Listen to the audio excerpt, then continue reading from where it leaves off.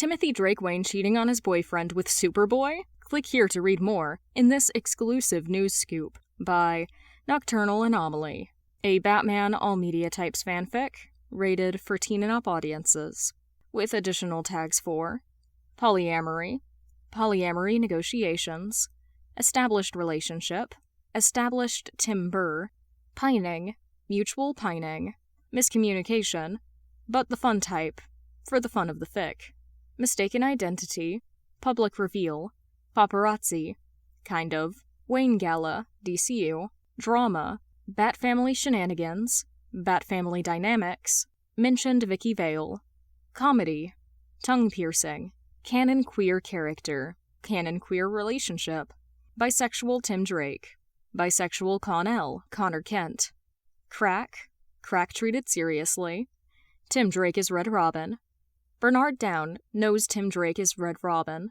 Tim Drake-centric, Bernard Dowd is a menace, Bernard Dowd being a little shit, romance, first kiss, Connell is whipped for Tim and Bernard, confident Bernard Dowd, flirty Bernard Dowd, Tim Drake is confused, and slightly panicked.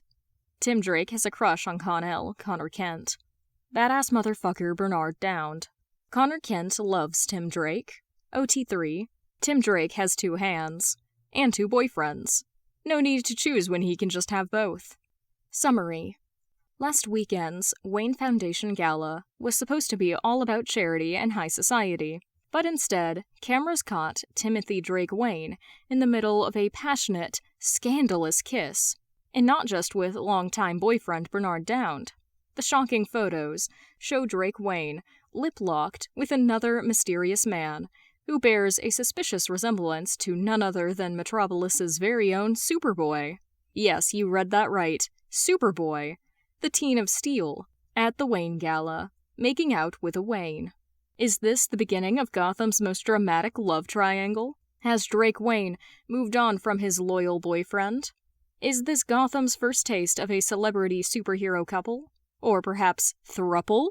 Sources close to the family and representative for Wayne Enterprises declined to comment, but public speculation has already exploded across social media. Is Gotham's most private Wayne heir rewriting the rules of high society romance?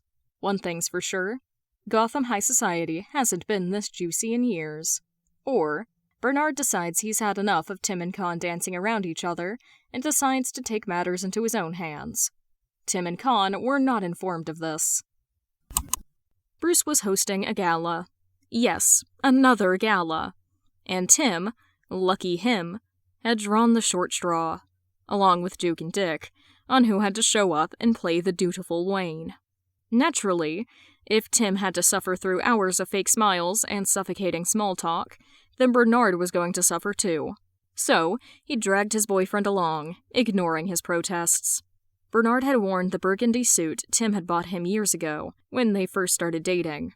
The one that had sat, untouched in his closet, until tonight. He'd paired it with a black shirt, and just enough cocky confidence to make Tim's stomach flip. Tim, in contrast, had gone boringly traditional, in a black suit and white shirt. But he'd matched his tie and pocket square to Bernard's suit. Dick had taken one look at them together, and had become insufferable. He demanded photos, cooing like a proud parent, until Tim felt like he was being sent off to prom. It only got worse when Dick raided the table's flowers arrangement and forced Tim to pose like he was giving Bernard a rose. Tim's personal favorite, though, was the one where Bernard took a rose between his teeth and struck a dramatic pose just as Tim cracked up laughing. Dick had caught the exact moment. Tim was going to blackmail him into handing it over later. No, he couldn't just ask for it like a normal person. Don't be ridiculous. For the first hour, things went tolerably. They'd made the rounds, enduring conversations with a few of Tim's parents' old associates, and even almost escaped when Bruce's back was turned in the first 30 minutes before Alfred appeared, unimpressed, and herded them back like sheep. And then Bernard had leaned in when Tim had been caught up in a talk about sustainable investments, pressed a fleeting kiss to Tim's cheek, and whispered, "Be right back." That was 40 minutes ago. Now Bernard was missing. Tim's texts were going unanswered, and worry was gnawing steadily at the edges of his composure. He typed out another quick, "Where are you? Are you okay?" and hit send. The unanswered thread of messages glared at him. That was when he spotted Duke, loitering suspiciously by the refreshments table, or rather, hiding behind it, eyes darting nervously around the room until they landed on Steph. Steph, who was not supposed to be here. Steph, who had just stormed in wearing pajamas and the expression of a woman on a warpath. Duke immediately ducked behind a towering flower display. Well, this was interesting. Tim slipped over and crouched down beside him. "Why are we hiding from Steph?" Duke jumped so hard he almost knocked over the vase, clutching his chest. "Jesus Christ, Tim! You can't sneak up on people like that!" "Sorry," Tim said. Not sorry at all. He lowered his voice in a conspiratorial whisper. "Why are we hiding from Steph?" "Promise not to tell her it was me." Duke hissed, peering through the flowers like a movie spy on a stakeout. Tim leaned in and followed his gaze. Bruce was currently trying, and failing, to usher a furious Steph out of the ballroom. Her glare could have melted steel. "Pretty sure she already knows whatever you did was you," Duke sighed dramatically, then grinned, teeth flashing. "Yeah, but if you tell her it was me, then she knows for sure. Right now, she can't prove it." Tim smirked, shaking his head. "I won't tell her." He paused, just long enough to let Duke squirm. "Now spill." "She ate my leftover cookies that I'd been looking forward to all day, so I put itching powder in her bed." Duke revealed casually, like he hadn't just signed his own death warrant. Tim blinked at him. "Oh, okay. So Duke was suicidal. A dead man walking." "She's going to murder you." Duke swallowed, the edges of his bravado cracking. "I know. That's why I'm hiding from Steph." Tim patted his shoulder comfortingly, with mock sympathy. "Good luck." "Thanks." Duke sighed. Then he seemed to realize something and glanced around Tim, like someone would appear out of nowhere. "Where's Bernard?" Tim's chest tightened. "I have no idea, actually. I was kind of hoping you'd seen him." "Why are we hiding?" Dick's voice came out of nowhere, and both Tim and Duke jolted so hard they knocked into each other and nearly toppled the entire flower display. Dick crouched beside them with a smug air of someone who just caught kids sneaking cookies. "We're not hiding," Tim and Duke replied at the same time, as if they weren't very suspiciously crouched behind a large flower display in a room full of socialites. "Sure looks like hiding." Another voice, and the trio jolted in surprise and turned to find Jason, now also crouched behind the flower display. Was this a goddamn family reunion or what? Jason wasn't even supposed to be here. "Jason?" Dick frowned. "What are you doing here?" Jason smirked. "Heard Duke put itching powder in Steph's bed. Came to see her murder him." Duke froze. "How did you know about that?"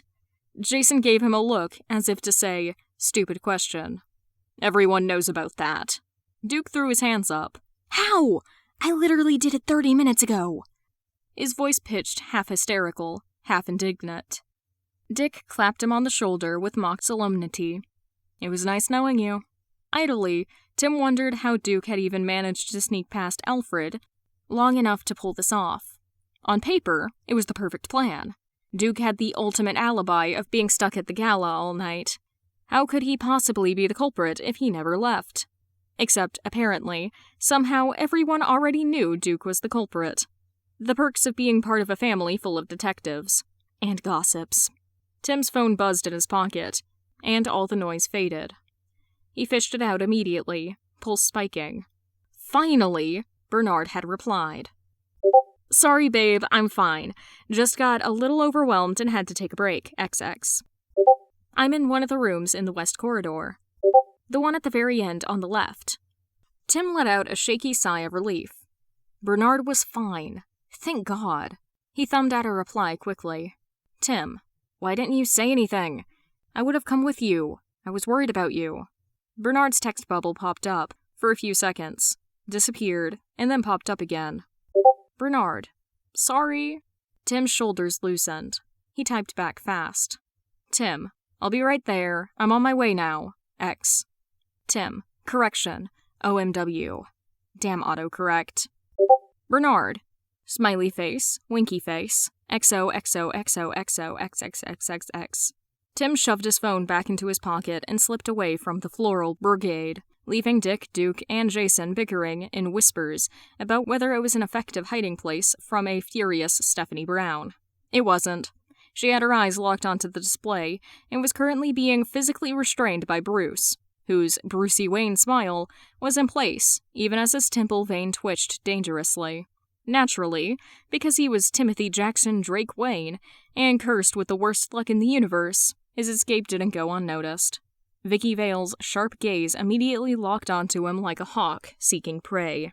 "Mr. Drake," she called, weaving through the crowd with a notebook in hand. "Shit!" He ducked left, weaving between socialites, ignoring the champagne that nearly splashed on his suit. Faster. If he could just... "Mr. Drake! Please, 1 minute to comment on..." Shit. Tim ducked into the corridor Bernard said he was in, and practically sprinted to the last room on the left, ignoring her shouts, and fully aware that she was still following him.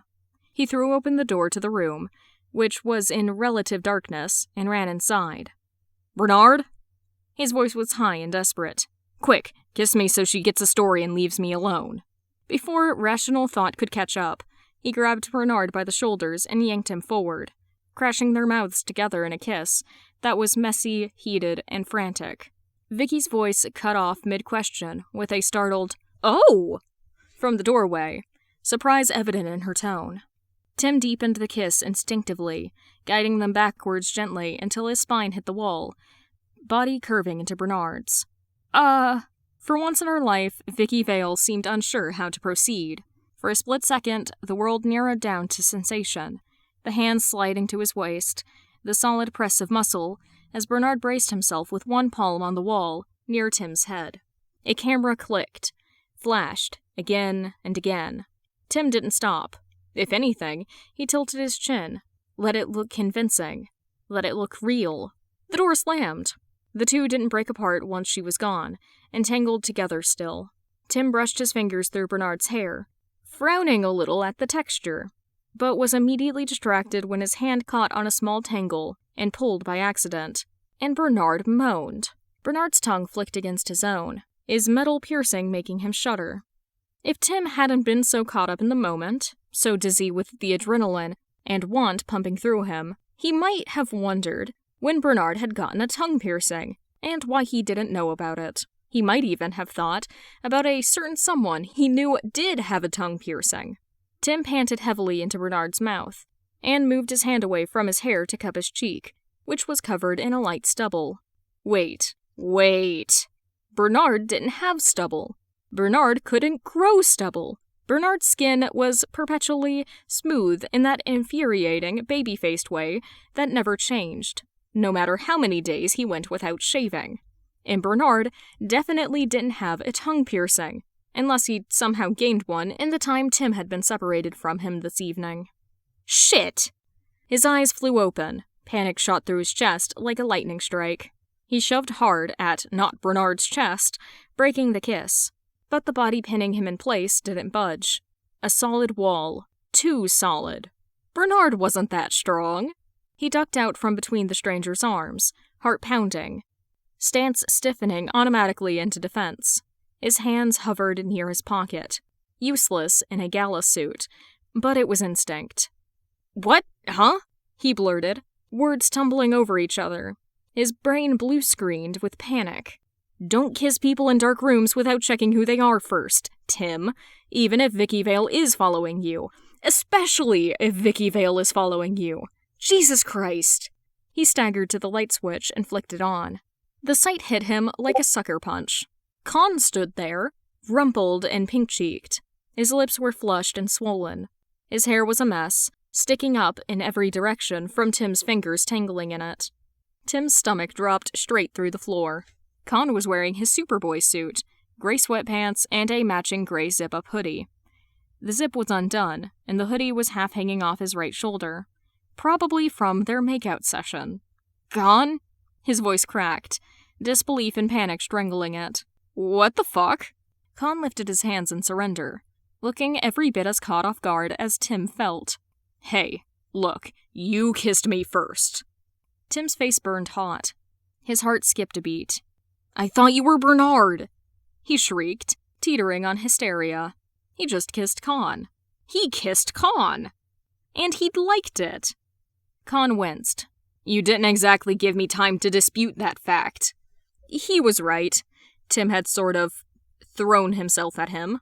Tim breathed deeply, internally panicking because, holy shit, he just kissed Kon. He rubbed a hand over his face. "Kon, why are you even here?" His voice cracked again. "You know you're not supposed to step foot in Gotham without Bruce signing off first. If he finds out you broke the no supers rule. Don't stare at Kon's lips, don't stare at Kon's lips, don't stare at Kon's lips. Bernard texted me and told me it was an emergency, so here I am." Kon explained sheepishly, tugging at the zipper of his hoodie, to gesture at the Superboy suit beneath. Kon's heart lurched. Emergency? Of course, Bernard had been missing. Ah, fuck. He was staring at Kon's lips. Not his fault. They were still red and a little swollen from the kiss, and now that Tim had noticed them, it was impossible to stop. His eyes dragged helplessly from the curve of Kon's mouth to the mess of his hair, dark strands sticking up in every direction from Tim's fingers tangling in it, and then down to the rise and fall of Kon's chest. He was breathing just as hard as Tim was, quick and shallow, and the sound of it filled the quiet room. And, oh god, now Tim's brain was supplying details he shouldn't notice. The way Kon's tongue darted out, brief and nervous, to wet his lower lip, the faint flush painting his cheekbones, and the lingering taste of him still ghosting across Tim's mouth. His tongue still buzzed with the phantom scrape of that tongue piercing in his mouth. Tim's stomach twisted violently. Did I just... He'd kissed Kon. Actually kissed him. His best friend. And worse, he hadn't hated it. Was that cheating? Did it count if he thought it was Bernard in the dark? If every instinct in his body had screamed, familiar, safe, want? Or did the universe not care about excuses, only the fact that his lips had been on someone else's? Guilt surged, sour and cold. But tangled up in it, burning hotter, was something else. Something dangerous. Want. Fuck. It totally counted. Shit. Shit. What emergency? He asked hoarsely, instead of blurting out the disaster of his thoughts. Latching on to the only lifeline of logic left, trying to keep a lid on his mounting panic. Before Kon could answer, the door opened. They both froze, highly aware of their incriminating state. Bernard leaned lazily against the doorframe, looking infuriatingly composed, exactly as he had before vanishing from the gala. His gaze swept over the scene, eyes skimming over the rumpled hoodie, Tim's flaming red face, and both of their swollen mouths. He paused. Tim felt ice-cold anxiety flood him, and opened his mouth to explain, to make an excuse, to say something, anything. Bernard's lips curled into a slow, knowing smile. "I see you guys got started without me," he teased, his voice amused. Tim malfunctioned again. "What? Huh?" Kon grunted, clearly just as confused as Tim was. Bernard's smirk deepened, and he tilted his head, eyes flicking between Tim and Kon, like he was evaluating the scene of a crime. Or maybe savoring it. Tim's mouth opened, then closed again. His brain had stopped working somewhere around stubble and tongue piercing that shouldn't exist, and now he was stuck in an endless loop of static. Bernard's smirk grew into a full-on grin. He slipped into the room and closed the door behind him, turning the lock and then leaning against the closed door. He didn't seem upset. If anything, his body language indicated that he was feeling rather pleased with himself. A cat who got the cream. "Bernard," Tim blurted. "This isn't what it looks like." Bernard's gaze swept over him. Teasing. "Really? Because what it looks like is my boyfriend making out with Superboy. Why are you in uniform, Kon?" You said it was an emergency," Kon spluttered. Tim let out a panicked noise. "This is not... I thought he was you." Kon lifted his hands again, defensive, as if he expected Batman himself to drop from the ceiling and arrest him. "He did. He just grabbed me and, Yeah. Tim made a strangled noise. I thought he was you. I swear, Burns. Bernard's smile turned sharp. You don't exactly look like you were suffering, babe. He scanned Tim from head to toe, taking in his rumpled shirt and slightly mussed hair. Tim flushed so red his ears burned. I thought you... Kon interjected. In my defense, I didn't start the kiss. I was ambushed. You didn't exactly fight me off either, Tim squeaked, turning on him with a hot glare. Bernard chuckled, low and amused. Relax, I'm not mad. Tim blinked rapidly, like Bernard had just said the most nonsensical sentence in the universe. You're not? What? Nope. Bernard's grin was positively wicked now. Honestly, I was hoping this would happen. Tim felt his jaw drop. You what? Kon glanced between them, completely lost. Wait, hoped? As in you planned this? Bernard, I flew here because you said it was an emergency. It was an emergency. Tim needed to get over himself. Bernard shrugged, unbothered. Tim made a strangled noise that might have been a protest, or maybe just his last remaining brain cell giving out. Bernard hummed and strolled forward, purposefully, crossing the space between them and with slow, deliberate steps. Tim felt himself stop breathing. The closer he got, the drier Tim's mouth got. But instead of turning his attention to Tim, Bernard stopped in front of Kon, looking him up and down, like he was appraising a sports car, and tilting his head, just so, like a cat stalking its prey. Tim's whole body went taut. Bernard? He asked, the word tumbling out of him, almost pleading. Kon went completely still, save for the sharp rise and fall of his chest, wide eyes locked onto Bernard's. He looked like he wasn't sure whether to bolt or stay rooted in place. He was tense, like he was expecting a slap. Bernard reached up, fingers brushing Kon's jaw, a gentle, purposeful, almost reverent touch that made the other man visibly freeze. For one long, fragile second, they just stared at each other. Bernard calm, confident, and steady. Kon wide-eyed, looking like the ground had been yanked out from underneath him. Then, Bernard leaned up and kissed him. His lips pressed to Kon's with patient insistence. Testing, coaxing. Kon made a startled sound, half protest, half shock. But then Bernard tilted his head and deepened the kiss. His fingers curled in the fabric of Kon's hoodie, tugging just enough that Kon got the hint and allowed himself to be pulled closer to close the distance. Tim's breath hitched. He saw the way Kon startled, hesitating, then softened, one hand twitching like he might push Bernard away, stuttering in midair, before curling tight against his waist instead. And Kon melted. Tim saw it happen, saw Kon's shoulders relax, saw his breath hitch, saw the moment of hesitation and fear melt into want. Kon's mouth parted slightly, shy but hungry, and Bernard responded instantly, slow and thorough, and maddeningly steady, taking the lead, guiding him. Tim couldn't move, couldn't breathe, couldn't look away. His nails dug crescents into his palms, as heat pooled low and fierce in his stomach. He should stop watching. He should, but he was rooted to the spot, watching every shift, every sound. He was pretty sure he'd had dreams like this. Bernard kissed differently than Tim did. Bernard kissed like he had all the time in the world, like he enjoyed drawing it out. It made Kon shiver, made him chase after it when Bernard finally pulled back.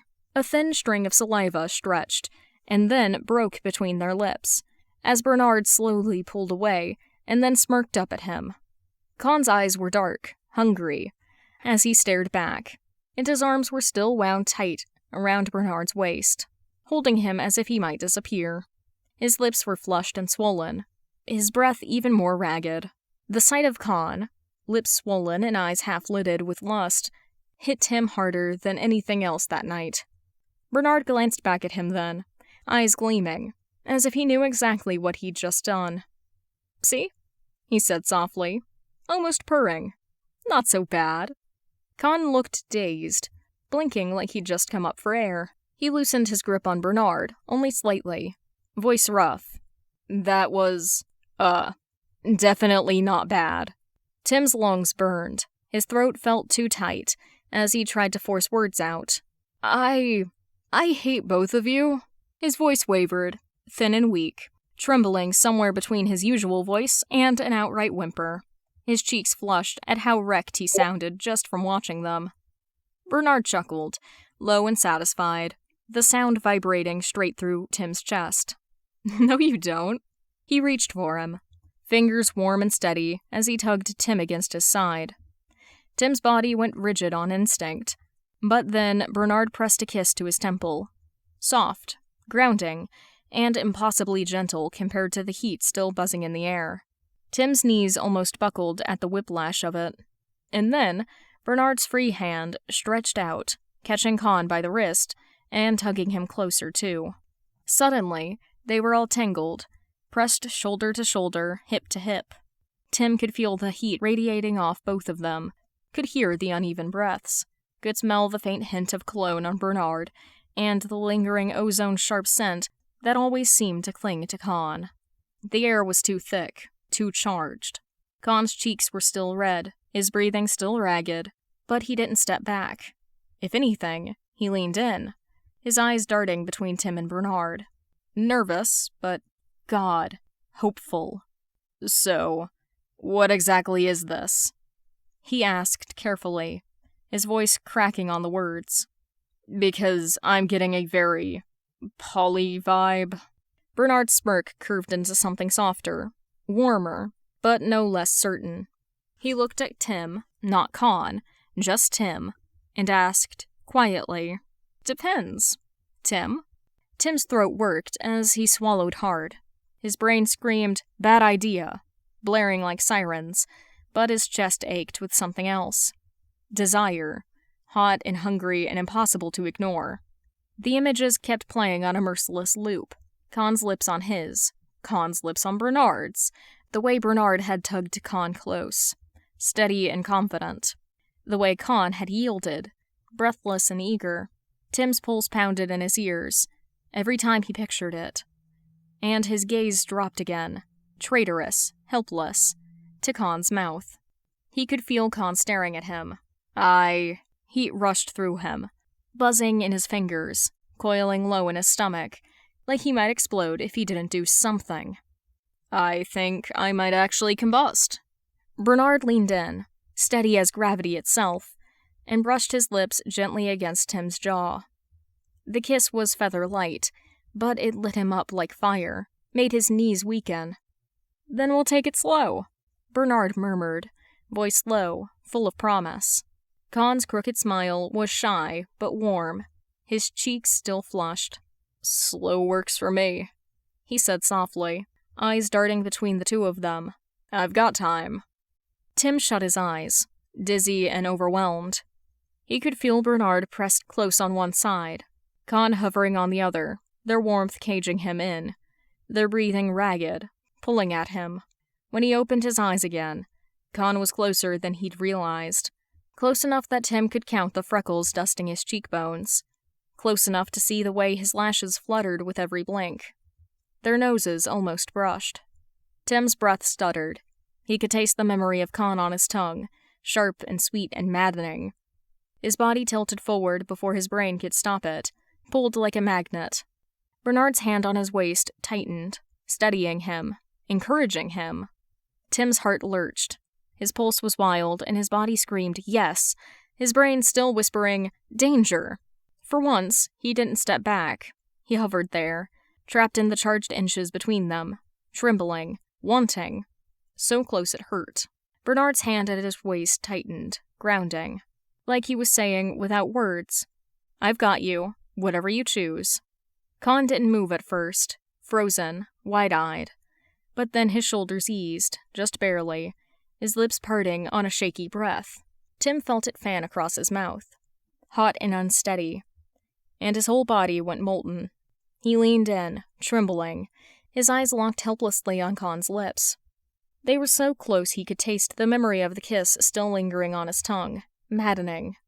Kon tilted forward too, tiny, involuntary, like gravity was pulling them both to the same point. One more inch. Just one. And then... Oh shit! Vicky Vale! The pictures! Tim should have known peace was too much to ask for. It had been 3 days. He was slouched on the couch with Bernard curled into his side, Kon draped on the other end with his socked feet propped rudely on Tim's coffee table. A documentary about sharks was playing in the background, though Tim hadn't absorbed a single word because Bernard's hand kept brushing idle circles into his thigh, slipping slightly higher every few minutes, making his breath catch each time. Kon, meanwhile, was deliberately pretending not to notice. It was weird, but not bad. Manageable. And then his phone started buzzing. Tim tried to ignore it. Then it buzzed again, and again, and again, until it was buzzing so much it actually slid a few inches across the coffee table. "Your phone's possessed," Kon said lazily, not looking away from the TV. Bernard grinned into Tim's shoulder. "Or, more likely, you're in trouble." Tim groaned and dragged the phone towards him. One glance at the notification preview made his blood run cold. Family group chat. Oh no. He opened it. Bats in chat. Barbara. Sent link. Tim Drake cheating on his boyfriend with Superboy? Click here to read more in this exclusive news scoop. Barbara. I see you finally grew a pair and made a move, Tim. I wasn't expecting it to be so public, though. Dick. Finally, about flipping time. Steph. I knew it. Pay up, losers. I called it last year. Duke. I call best man. Cass. Hearts. Steph. Sent screenshot. Tim. Delete those right now. Steph. Make me. Jason. Gag. Nobody wants to see that. Get it off my screen. But congrats, I guess. I didn't know you had it in you, Timmy. Cass. Hearts. Bruce. I will contact our PR team. Congratulations, Tim. I am happy for you three. Damien. Disgraceful. Delete the evidence immediately. Dick. Whoa! Did B just do emotions in the group chat? Cass. Hearts. Jason. I think so. Someone check on him. Alfred. Congratulations, Master Timothy. Cass. Hearts. Tim dropped the phone onto the couch, like it had physically burned him. Nope, not dealing with that. Bernard plucked it up immediately, scrolling gleefully. Oh, this is amazing. Burns. Oh my god. Bernard cackled, showing the screen to Kon. One of the screenshots Steph had sent enlarged on it. Look at the face you're making in this one. Kon looked. He turned bright red. Delete it. Bernard beamed. Absolutely not. Tim buried his face in his hands. I hate you both. Yeah, you keep saying that, Bernard said cheerfully, still scrolling. Before Tim could wrestle the phone back, it buzzed again. This time, the notification banner made him flinch. YJ chat. Double oh no. YJ for life. Cassie. Sent link. Tim Drake cheating on his boyfriend with Superboy? Click here to read more in this exclusive news scoop. What the fuck is this? Bart. What? Cassie. When did this happen? Tim. Don't you dare. Bart. At the gala, obviously.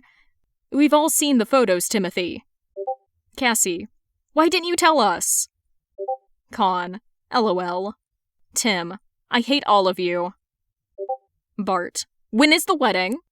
Tim. I'm blocking this chat. Kon. Cassie.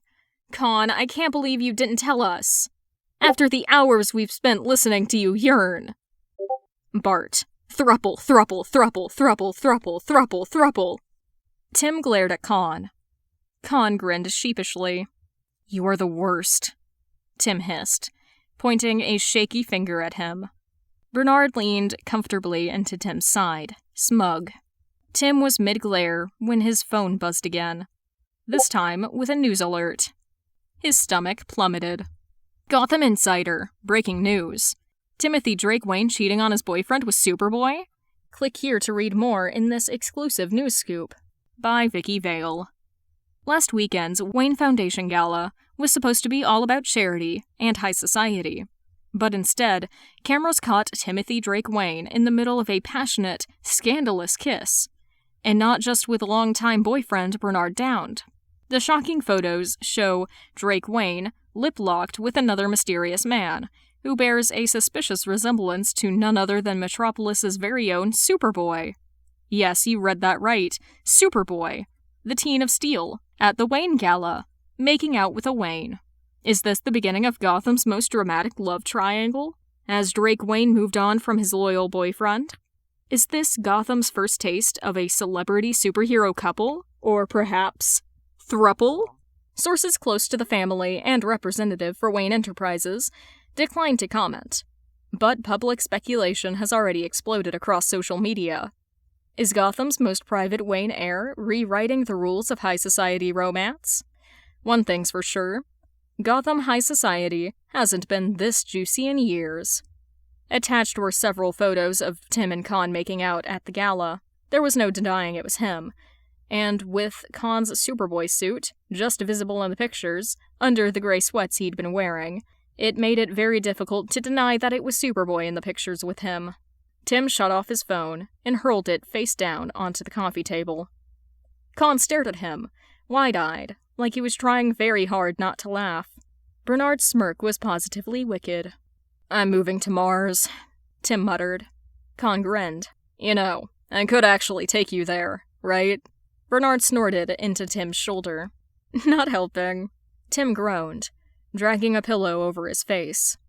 "I hate my life." Bernard and Kon said, in perfect unison. "No, you don't." Notes. Bernard, holding 2 Tim and Kon shaped Barbies. "Now kiss!" Tim. "Wait, what?" Kon. "Okay, if you insist." If you enjoyed this fic, you can follow the link in the description below to the author's original work. Give them many comments and kudos. If you enjoyed my reading, you can subscribe if you want, or go down to the comments below and tell me what else I should read. I'll talk to the author and see if they're cool with it. Thank you for listening. Because this has been in my notes for so long, if you are a Tumblr person, there was a meme on Tumblr for a while that was these 2 characters and their third, and I think it's still a thing people say, but it's not, like, going around anymore. This was added to my notes when that post was still pretty popular. So, it's down in my notes as Bernard is a bastard, but his boyfriend and their third are dumbasses. Immaculate.